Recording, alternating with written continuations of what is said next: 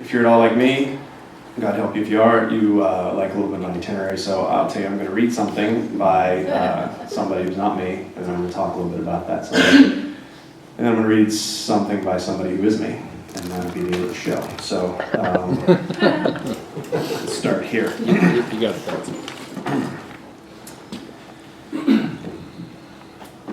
Below are some fond recollections of my mom's home cooking. Section 1, eat on pie. When I was a young boy, Mom devoted no less than 14 hours a day to the baking of pies. The benefactors of her hard work were myself and my only friend in the world, a large sweaty man named Fat Lou. Fat Lou was a high-spirited fellow who spent his life at busy intersections waving at cars. Lou surely loved his pie. Sadly, I lost track of Lou when I checked into the old Gray Bar Hotel, a misunderstanding about a permit for cheerleading camp. But I will always credit Mom's tireless pie baking for the blossoming of that unlikely yet magical friendship. Section 2, the meat thermometer incident. During the late 70s, our front yard turned into a veritable refugee camp for Eastern European farmhands. A maze of wobbly card tables was a mealtime haven for foreigners with their mud-caked boots and amusingly common table manners. Sure, they glistened with the acrid, oily smell of benzene residue, but boy did they love Mom's meatloaf, of which she baked 32 pounds daily in one of our home's many ovens. Humorous aside, one day, for about 10 minutes, our entire household was up in arms, screaming and yelling because we thought one of the foreigners had stolen our meat thermometer. It turned out it was just in the dishwasher. We were going to apologize about the frisking, but then we figured, oh, who cares? Section 3, prison. Mom's cookies are great. Simply the best. Once, years ago, during my state-funded vacation, I was able to trade a tin of Mom's cookies for several cartons of Lucky Strike cigarettes. Her cookies are that good. True story. Section 4, missing tights. Surprisingly, Mom's cookies even had a direct impact on professional wrestling. It was during my brief career as a ring boy for the World Wrestling Federation that Mom developed her now famous Iron Claw coleslaw. To this day, Mom is still a hero to the puffy men in trunks and tights. I, on the other hand, was fired from my pretty sweet job when they caught me swiping Q-tips and Vaseline. The power of a few jealous, insecure people can be truly frightening. Section 5, breakfast meats. Truck stops, a little more than toxic waste dumps if you ask me, within a 50-mile radius of our home, eventually shut down due to the success and volume of Mom's cooking. It's a well-known fact that truckers love nitrates, so Mom served them nothing but breakfast meats, bacon, liver sausage links, veal patties, and a nod to our neighbors up north, Canadian bacon. At mealtime, there was the usual grumbling about Mom's refusal to wear a hairnet. Responding lightheartedly to criticism, she'd scream, "Get off your high horse, the grub's free, ain't it?" His printout's a little fuzzy. Section 6, smart guy. The governor was always faking up some big statewide emergency so the National Guard could swing by our house on taco night, Thursday. I intentionally use the word swing to make light of how difficult it is to maneuver a formation of tanks in a residential area. But seriously, I salute the patriotic young people who made it over on taco night, week in, week out. God bless you all. Section 7, we're all worried about you. Well, dear reader, there you have it. My recollections of Mom's home cooking. My only hope is that my thoughtful words have touched the very core of your existence, and that you will remember them the next time you're in the store and are about to shoplift an item you don't really need. Thank you, Godspeed, bon appetit. Dave Letterman has told to the World Health Organization Lieutenant Secretary of Nutrition, Jill A. Davis. So, there you go. That's a little piece by Dave Letterman that he wrote for the intro to his mother's cookbook sometime in the mid-90s. Dave did his last show 34 days ago, and it was a big hoopla, and everybody had a good time, and I'm sure many of you were over it, and I'm not. I chose this sort of odd piece by Dave, I call him Dave, because he became such a staple to all of us that we sort of, I think, forget he was sort of an odd guy. Over the years, over time, we just sort of grew to adapt to what he had done and there was all this stuff and all this talk for the time before his last show about how he changed comedy, but he really was an influential person. I can't speak for the world, but for me, it's not hard for me to conjure the influence of David Letterman. I've been under the influence of David Letterman since I was about 12 years old, which is probably too young. And an interesting thing is that I am now about the age Dave was when I first discovered him. So that's interesting to leave me alone. But that's just math. And math is hard, so we'll skip that part. But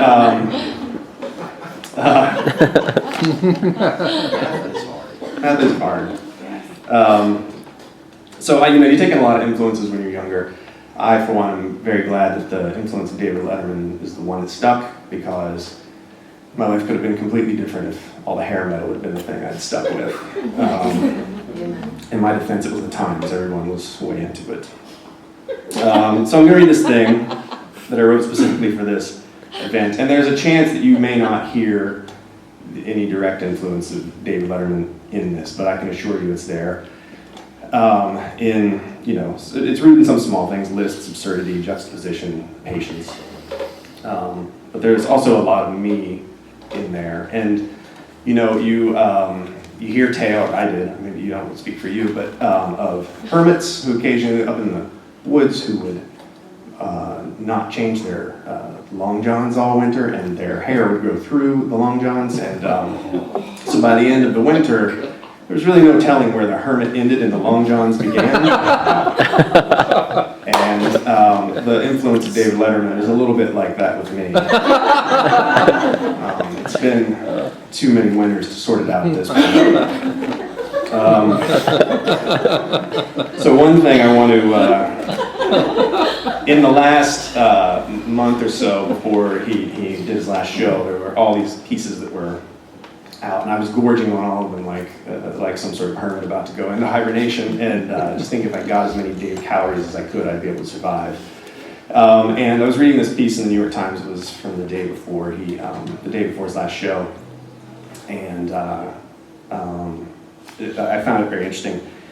It said in 1988, a rising comic named Jerry Seinfeld went to the Loeb Boathouse in Central Park for a Christmas party for Late Night with David Letterman.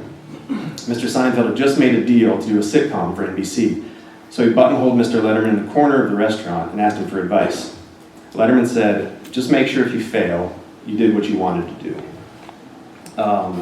And oddly enough, without ever hearing those words, just by watching Dave do his show, and the way he did it, and the way he sort of approached his fame and all that, I had adopted those in my own life, and I don't know that it's made my life easier, but it's made it better. And it's also the spirit with which I wrote this piece that I will read for you now. Field Notes.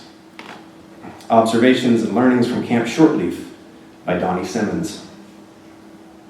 You can catch a fish using nothing more than a hook, a bit of filament, and a scrap of tinfoil. You need 3 types of wood for a proper campfire: starter, kindling, and fuel. A rock skipped across the surface of a lake can travel with enough velocity to accidentally kill a small duck. If you put your flashlight batteries in backwards when not in use, that will keep it from accidentally turning on your pack. To repel mosquitoes, rub the inside of an orange peel on any exposed skin. The finality of death, even of a small bird, is less obvious to some boys of a certain age and temperament. A bow and arrow, when properly deployed, can achieve greater velocity than some firearms.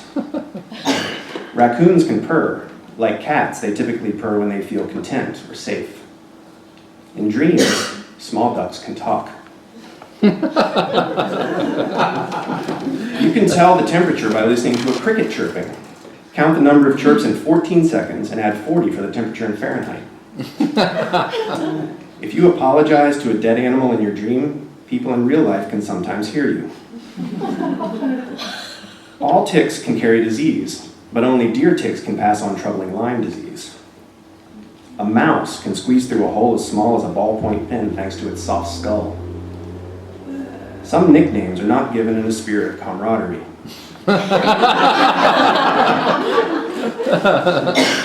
Deer can jump as high as 10 feet in the air on a full sprint.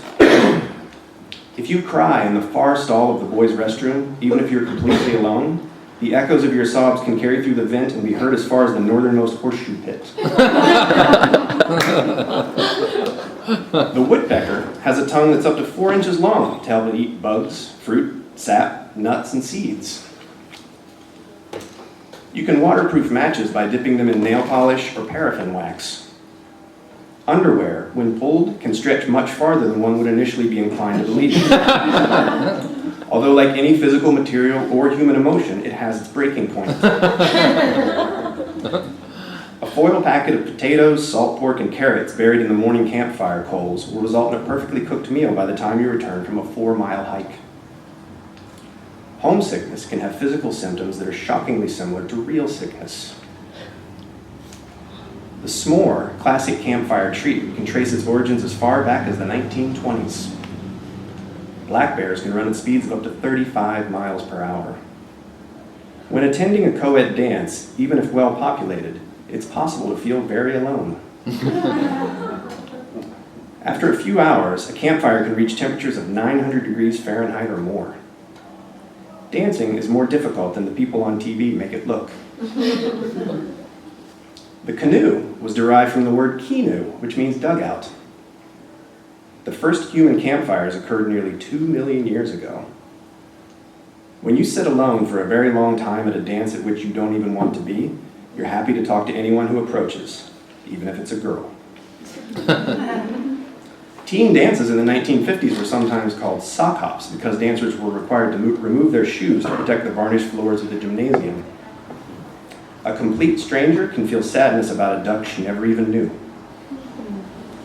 Camp songs can come from many different sources: folk songs, spirituals, novelty songs, rounds, action songs, and more. Slow dancing is different than other kinds of dancing. To prevent foot blisters while hiking, rub a bar of soap on the insides of your sock, especially at the heels and toes. Things besides physical exertion can make you feel sweaty. The needle of a compass determines its direction by aligning itself with the magnetic north of the entire planet. Portable stoves are handy and reliable for cooking during wet weather, when firewood is at a minimum, or when you're just too tired to build and maintain a campfire. Despite the fact that your mouth should be fully acclimated to the taste of mouth, other people's mouths do not taste like your mouth. A shooting star is actually a chunk of rock or meteor that burns up while entering the Earth's atmosphere. You can like one person enough to make it sad to leave a place you don't even like at all. There are over 115 species of pine trees in the world, 35 in the United States alone.